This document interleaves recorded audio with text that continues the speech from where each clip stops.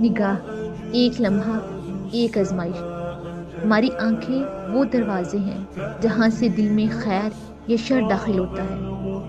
نگاہ صرف دیکھنے کا عمل نہیں بلکہ ایک پیغام ہے جو دل کو جاتا ہے۔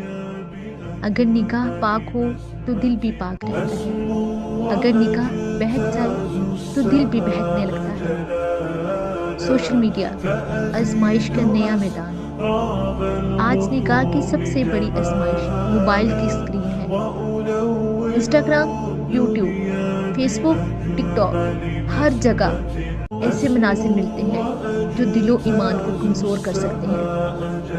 ایک ویڈیو، ایک تصویر، ایک ریل اور نظر پھسل جاتی ہے۔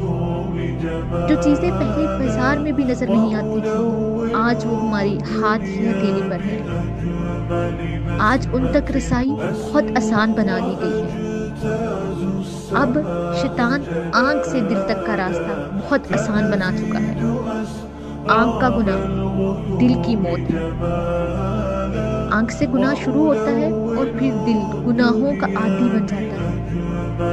حدیث نبی صلی اللہ علیہ وسلم ہے، آنکھوں کا زنا نظر ہے۔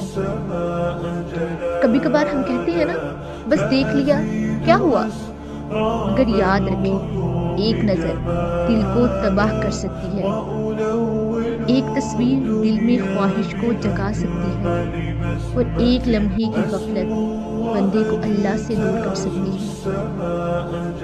جس دل کو اللہ کا قرب چاہیے وہ نگاہوں کو جھکانا سیکھتا ہے، کیونکہ دل وہی محفوظ رہتا ہے جس کے راستے پاک ہوں۔